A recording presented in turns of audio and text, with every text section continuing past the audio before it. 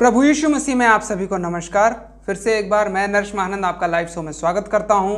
और आज जो है हम इस विषय पर चर्चा करने वाले हैं जो लाइफ में बहुत ज़रूरी है, और वो विषय है कि अपने अतीत को भुलाना, है ना, अपने भूतकाल को भुलाना, अपने पास्ट को भुलाना, ये बहुत ज़रूरी है। क्योंकि लोग उसी को बार बार याद कर करके दुखी होकर असफलता प्राप्त कर लेते हैं, चाहे वो सांसारिक जीवन में हो या चाहे वो आत्मिक जीवन में हो। तो चलिए आज हम देखते हैं कि अतीत को कैसे हम भुलाएं। तो दोस्तों, जब हम देखते हैं कि हमारे अतीत में बहुत सारे तनाव, बहुत सारे पाप, बहुत सारे तकलीफ और बहुत सारी असफलताएं होती हैं, और जब हम आगे बढ़ते जाते हैं तो बाइबल में यह भी लिखा है कि जब तू हल में हाथ रखे तो पीछे की ओर मत देखना, पीछे मत देखना, हमको आगे देखना है। और जब हम प्रभु को ग्रहण किए और उसके आज्ञाओं के अनुसार चल रहे हैं, उसके इच्छा अनुसार चल रहे हैं, तो हमारी सोच कैसी होनी चाहिए। तो यहाँ पे जब हम वचन से देखते हैं, तो वचन जब हम पढ़ेंगे तो हमें वहाँ पता चलता है कि हमें आगे की ओर ताकते रहना है। देखिए यहाँ पे हम निकालेंगे फिलिपियो 3 उसका 12 से लेकर के हम यहाँ 14 तक पढ़ेंगे। तो पौलुस एक निर्देश दे रहा है यहाँ पर कि निशाने की ओर दौड़ना। हमारा निशाना प्रभु यीशु मसीह है। 12 में लिखा है, यह मतलब नहीं कि मैं पा चुका हूं। पौलुस बोल रहा है, यह मतलब नहीं कि मैं पा चुका हूं, यह सिद्ध हो चुका हूं, या फिर यह सिद्ध हो चुका हूं या पा चुका हूं, पर उस पदार्थ को पकड़ने के लिए दौड़ा चला जाता हूं जिसके लिए मसीह यीशु ने मुझे पकड़ा था।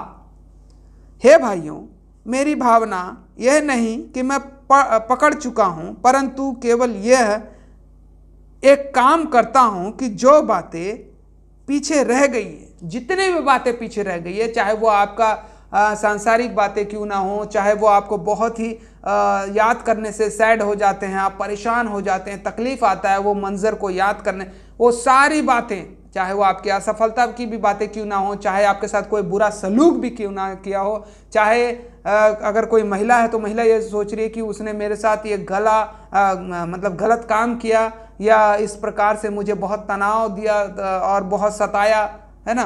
तो ये सारी बातें हमें भूल करके, जो बातें पीछे रह गई है उनको भूल करके आगे की बातों की ओर बढ़ता हुआ जाएं। देखिए, आगे की ओर बढ़ता हुआ यानी कि हमें भूल करके आगे की ओर बढ़ते जाना है।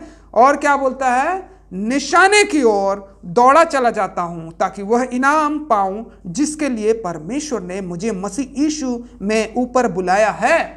तो आप किस चीज के लिए दौड़ रहे हैं? आपकी सोच क्या है? आप क्या चाहते हैं? मसीह जीवन में क्या चाहते हैं, या मसीह जीवन से क्या मतलब आप क्या पाना चाहते हैं, और आप क्यों मसीह जीवन को ग्रहण किए? यहां पर उसी बात को बता रहा है पौलुस कि जिस काम के लिए परमेश्वर ने मुझे मसीह यीशु में ऊपर बुलाया है, सिर्फ उसी काम को मेरे को आगे बढ़ते जाना है और करते जाना है।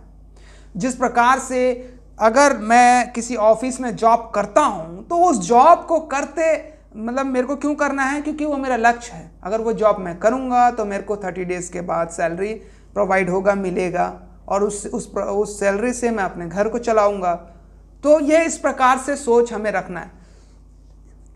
लेकिन यहाँ पर प्रभु यीशु मसीह को अगर हमने ग्रहण किया है तो किस चीज के लिए ग्रहण किया है, क्या सोच के ग्रहण किया है, और हम कौन से दौड़ की बात कर रहा है, ये हमारा एम और फोकस कहाँ पे होना चाहिए और किस प्रकार से हमें उसे बनाए रखना है, ये पौलुस बताता है इस बात को। तो पुरानी बातें को भूल जाओ, क्योंकि पुरानी बातें कुरेदने से या गड़े मुर्दे निकालने से बदबू आता है, और पुराने जख्मों पर नमक छिड़कने से जलता है। ये सारी बातें जो है आज हम सभी लोग जानते हैं। तो कभी भी अगर आपको किसी को आगे बढ़ाना है तो कभी भी पुरानी बातों को मत कुरेदो, बार बार उसी बातों को मत करो जिस बातों से उसे दुखी होना पड़ता हो। गड़े हुए मुर्दे मत उखाड़ो, बार बार किसी गलती मत बताओ, और उसे आगे बढ़ने के लिए तत्पर करो, और खुद भी आगे बढ़ो। पुरानी बातें भूल जाओ, सारी बातें नई हो गई है, और नई सृष्टि के समान हम प्रभु यीशु मसीह में मिलाए जाते हैं परमेश्वर के सम्मुख जाने के लिए।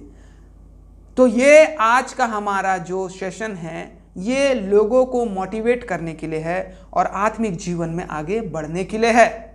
तो पुरानी बातें को भूल करके नई बातों की ओर, नई बातों के साथ परमेश्वर के सम्मुख प्रभु यीशु मसीह के साथ चलते चले जाना है हमें। तो दोस्तों आज हमने सीखा कि हमें किस प्रकार से आगे चलना है मसीह जीवन में। इसी प्रकार से नए नए वीडियो के साथ हम आपके पास आते रहेंगे और नए नए बातों को आपको सिखाते रहेंगे। तब तक के लिए हम आपसे अलविदा चाहते हैं। परमेश्वर आप सभी को आशीष दे। नमस्कार, गुड बाय।